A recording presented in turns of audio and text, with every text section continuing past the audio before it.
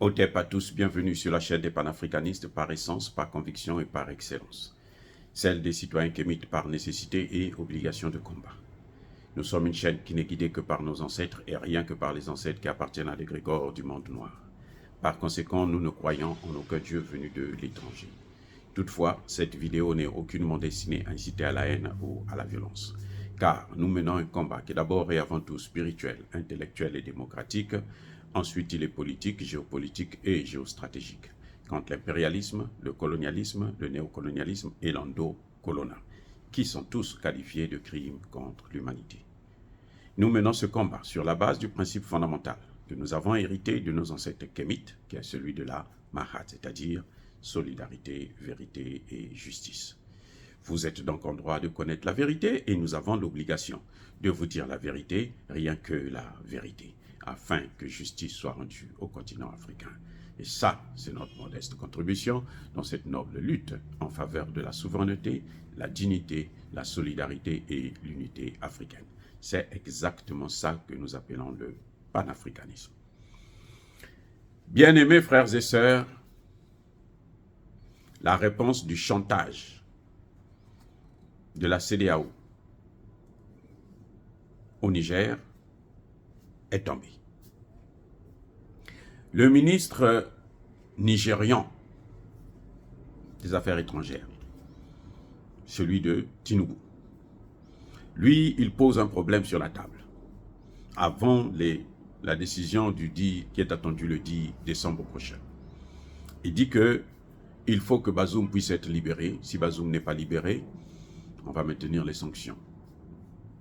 Et il remue encore le spectre de la guerre, de l'intervention. Donc, en quelque sorte, ils font le chantage. Mais la réponse du berger à la bergère ne s'est pas fait attendre. Le Niger dit, levez d'abord les sanctions avant que nous puissions négocier avec vous.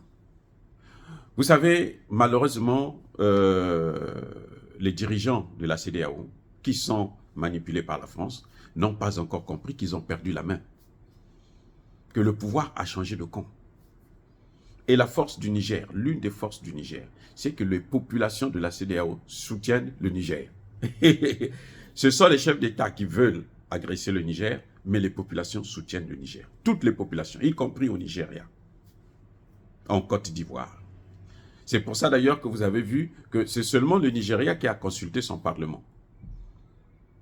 La Côte d'Ivoire, le Sénégal, le Bénin, ils n'ont tous pas consulté leur parlement. Ils n'ont pas consulté leur population pour savoir ce que pensent les populations. Ils n'ont pas fait. Parce qu'ils savent qu'ils ne seront pas soutenus dans cette imbécilité.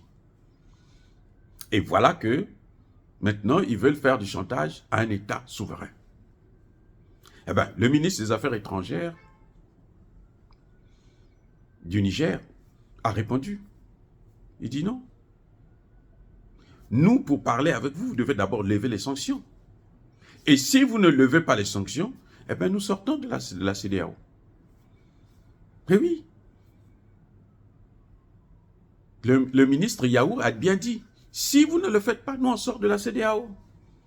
On est prêt à sortir de la CEDEAO. Parce que si la CEDEAO ne nous apporte rien, on ne voit pas pourquoi nous allons rester là. Nous avons l'EAC qui nous a apporté la sécurité. C'est à cause d'eux qu'on a reporté la guerre. Nous avons aussi un partenaire crédible, la Russie. Nous avons maintenant des accords militaires. Nous avons la Chine, la Turquie, l'Iran qui nous assistent. On n'a plus besoin de la CEDEAO et l'OTAN. On n'a plus besoin de la CEDEAO et l'OTAN. Les Américains, leur sort sera réglé par la Russie. La présence de la Russie, là seulement, là, ça va chasser les Américains parce qu'ils ne peuvent pas faire la concurrence. Eux, ils sont là pour la domination. Les autres sont là pour le travail et on voit les résultats concrets. Ce qui faisait la force des États-Unis, c'était quoi? C'était le fait que quand ils arrivaient quelque part, ils investissaient. Maintenant, ce qui fait la force des États-Unis, quand ils viennent quelque part, ils vous tuent, ils prennent vos terres. Ils occupent vos territoires. Ils l'ont fait avec l'île de Chagos. C'est ce qu'ils veulent faire avec Haïti. Il y a plein de morts tout le temps parce qu'ils veulent occuper l'île. Et c'est ce qu'ils veulent faire aussi, qu'ils ont commencé à faire dans le Sahel et ils ont été stoppés net. à partir du Mali, et suivi maintenant par le Burkina Faso et le Niger maintenant, où ils essaient de voir comment il faut changer de politique pour y rester parce qu'ils sont en train de tout perdre. Donc, ce chantage ne marche plus. Ça n'a aucun sens. Ils pensent qu'ils peuvent stopper l'AES, l'Alliance des États du Sahel. Non. Le traité du Liptako-Gourma, là, c'est fini, c'est parti, là. Ça a fait ses preuves en matière de sécurité. Donc maintenant, ils sont en train de renforcer ça dans le domaine économique et politique. C'est ce qui fait qu'ils vont créer une zone monétaire très grande, influente. Et le territoire de l'AES, là, c'est 55% de le territoire de la CEDEAO. Et c'est 80% du territoire de l'UEMOA. Donc s'ils sortent du CFA, là, mais c'est fini pour le CFA en Afrique de l'Ouest. C'est fini. C'est-à-dire qu'on ne parlera plus du CFA. C'est fini pour le CFA.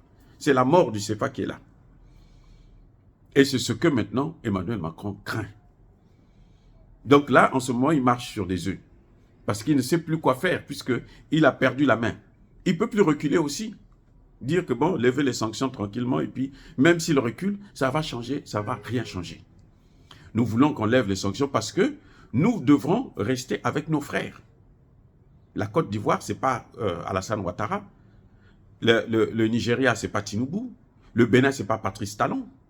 Encore que Patrice Talon, aujourd'hui, a 2 bases militaires françaises chez lui. Donc, nous, le seul maintien de la CEDEAO, c'est pour rester avec nos frères. Parce que les populations, là, elles ont plutôt la même vision des choses. Que ce soit au Bénin, au Sénégal, en Côte d'Ivoire, au Mali, au Burkina Faso et partout, elles ont, ces populations, la même vision, le même objectif, la souveraineté totale. Et c'est ce que le Mali, le Burkina et le Niger sont en train de nous mettre sur une table en or. On nous sert ça dans une assiette en or.